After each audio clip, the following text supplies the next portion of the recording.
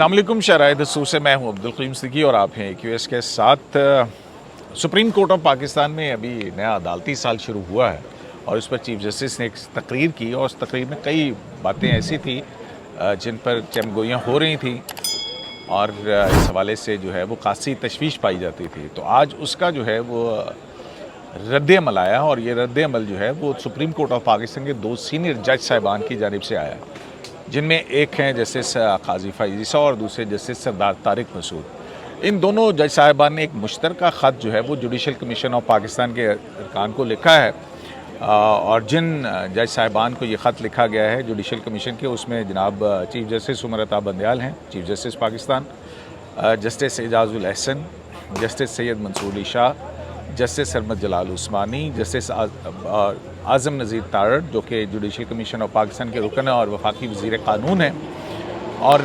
इसके अलावा जनाब बशतर Ausaf attorney general of Pakistan, जनाब अख्तर हुसैन नुमाइंदा पाकिस्तान बार कौंसिल और रुकन जुडिशल कमीशन हैं। और इसी तरह से ये ख़त जो है सुप्रीम कोर्ट बार एसोसिएशन को भी भिजवाया गया। इस ख़त के अंदर जो जस्टिस सरदार तारिक मसूद हैं और जस्टिस काजी फैज़ ईसा वो लिखते हैं कि इन तमाम जो जुडिशल कमीशन के अरकान हैं इनको मुखातिब करने के बाद कि मोअज़्ज़िज़ हज़रात, हमने हमेशा कोशिश की है कि गैर ज़रूरी तनाज़े से गुरेज़ करें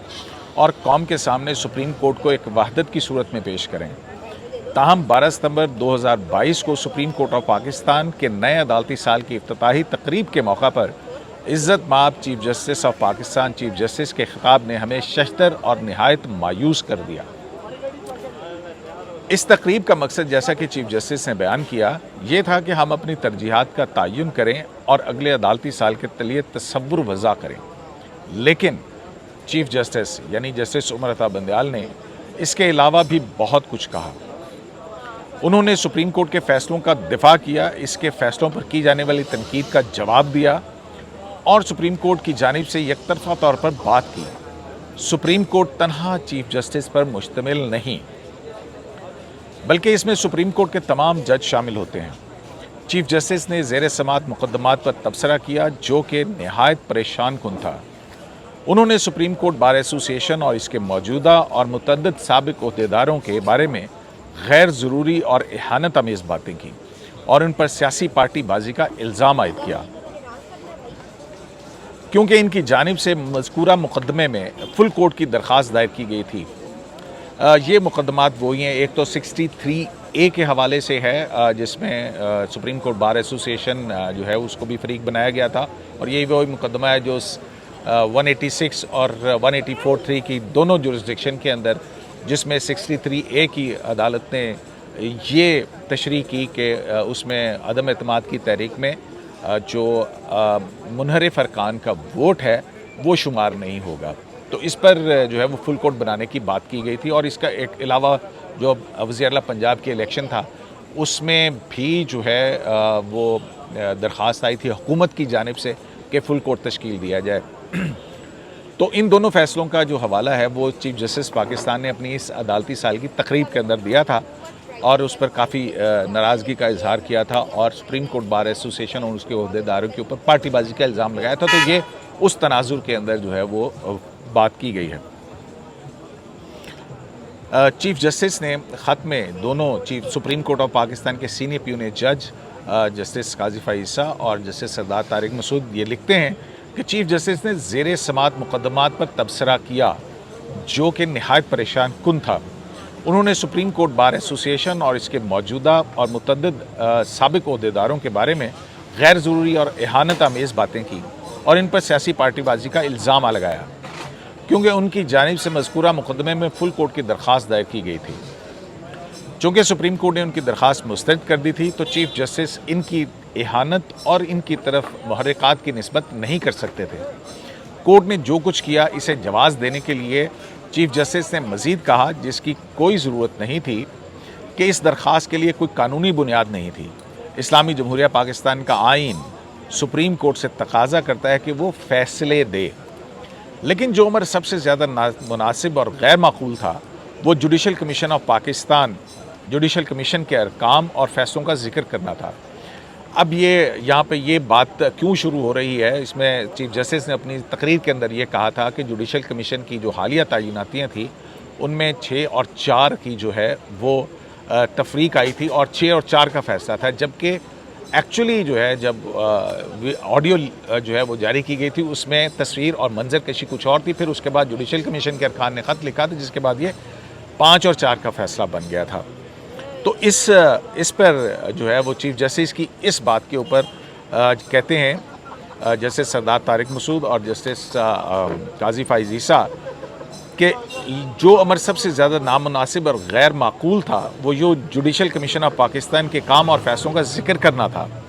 آئین کے تحت جوڈیشل کمیشن ایک الگ اور خود مختار ادارہ ہے۔ چیف جسٹس نے کہا کہ جوڈیشل کمیشن نے اپنے چیئرمین کی جانب سے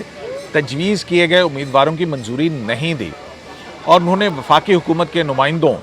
عزت مآب وزیر قانون اور عزت مآب اٹارنی جنرل پاکستان پر الزام رکھا اور اپنی ناراضی کا اظہار کیا۔ کسی بھی صورت میں جوڈیشل کمیشن کے چیئرمین کو یہ نہیں کہنا چاہیے تھا جو کہا گیا، کیونکہ چیف جسٹس نے کہا کہ جو ہم نے وزیر اعلیٰ پنجاب کے جو دوست مزاری کی رولنگ تھی اس پر فیصلہ دیا تو اس کے 2 دن بعد کیونکہ جوڈیشل کمیشن کا اجلاس تھا تو اس میں ناراضی کا اظہار کیا کہ وہ چیف جسٹس نے جو نام ریکمینڈ کیے تھے ان کو منظور نہ کر کے، تو یہ رد عمل آیا اور اس پر چیف جسٹس نے یہ بھی کہا تھا کہ یہ کیا عدلیہ کے فیصلوں کا احترام کرنا ایسا ہوتا، تو اس پر جو ہے یہ دو سینئر ججز آف دا سپریم کورٹ یہ لکھ رہے ہیں۔ خط میں جو ہے وہ اس مشترکہ خط میں مزید یہ کہا گیا کہ چیف جسٹس جوڈیشل کمیشن کے چیئرمین ہیں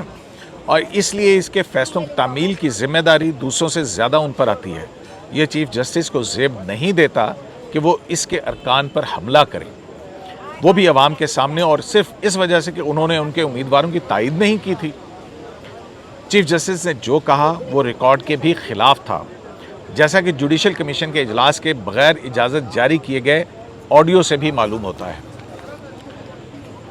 جسٹس قاضی فائز عیسیٰ اور جسٹس سردار طارق مسعود سپریم کورٹ کے 2 سینئر جج صاحبان یہ کہتے ہیں کہ یہ درست نہیں کہ ان کے امیدواروں کی تائید جوڈیشل کمیشن کے 4 ارکان نے کی۔ عزت مآب جسٹس سرمد جلال عثمانی نے بھی ان کے تمام امیدواروں کی تائید نہیں کی۔ اس اجلاس کو پہلے سے طے شدہ کہنا بھی غلط تھا اور یہ بھی کہ یہ اجلاس ملتوی کیا گیا۔ اجلاس کے دوران میں جب چیئرمین اپنا ہدف حاصل کرنے میں کامیاب نہیں ہو سکے تو انہوں نے جوڈیشل کمیشن کی اکثریت کے فیصلے کو خود پر حملہ سمجھا اور میٹنگ چھوڑ کر چلے گئے۔ جوڈیشل کمیشن کے تمام ارکان بشمول اس کے چیئرمین برابر ہیں۔ آئین نے چیف جسٹس پر صرف ایک اضافی ذمہ داری ڈالی ہے کہ وہ اس کے چیئرمین کے طور پر بھی کام کریں۔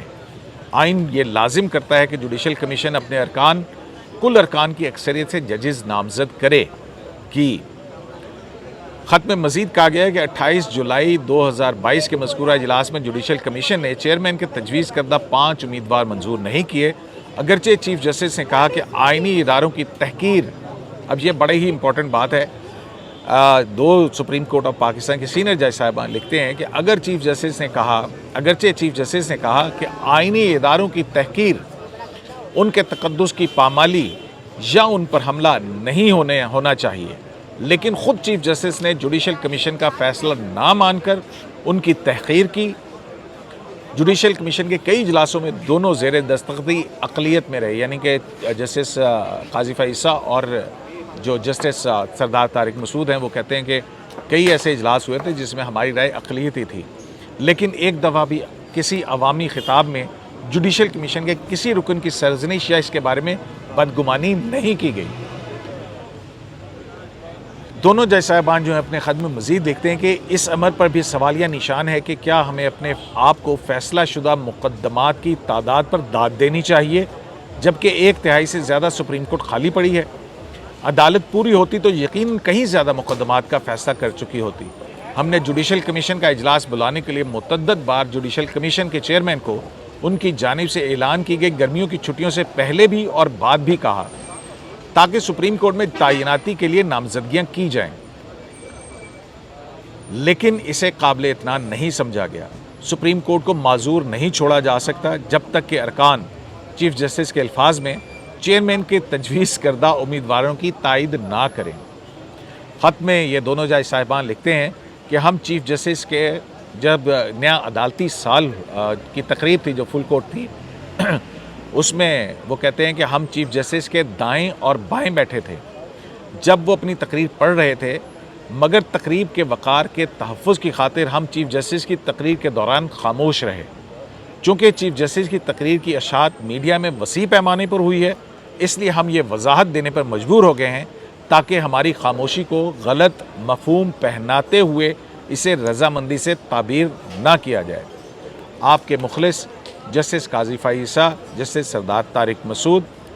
اور یہ خط جو ہے وہ رجسٹرار سپریم کورٹ کو، قائم مقام سیکرٹری جوڈیشل کمیشن کو جو ہے اس کے اردو ترجمے کے ساتھ جاری کرنے کا بھی کہا گیا۔ تو یہ وہ خط ہے جس نے ایک مرتبہ پھر جو ایسا لگ رہا تھا کہ شاید جسٹس قاضی فائز عیسیٰ کو چیف جسٹس نے اپنے ساتھ بینچ کے اندر بٹھایا اور پھر اس کے بعد ان کو 3 رکنی بینچ بھی دیا، تو عام تاثر یہ تھا کہ شاید وہ جو ناراضگی تھی اس کو دور کرنے کی ایک کوشش تھی، لیکن چیف جسٹس پاکستان کی جو تقریر تھی نئے عدالتی سال میں، اس نے دیکھیں کہ ان دونوں جج صاحبان کو یہ کہنے پر مجبور کر دیا کہ وہ چیف جسٹس جو آئینی اداروں کی تحقیر نہ ہونے کی بات کرتا ہے، خود آئینی اداروں کی سر عام تحقیر اور تذلیل کرتا ہے، اور زیر سماعت مقدمات کے اوپر جو سب سے بڑی بات ہے، کیونکہ 63A کی تشریح کے حوالے سے ریویو ابھی تک سپریم کورٹ آف پاکستان میں ہے، تو اس کے اوپر زیر سماعت مقدمے کے اوپر چیف جسٹس پاکستان کی طرف سے اس طرح اس کے اوپر اپنی رائے زنی کرنا،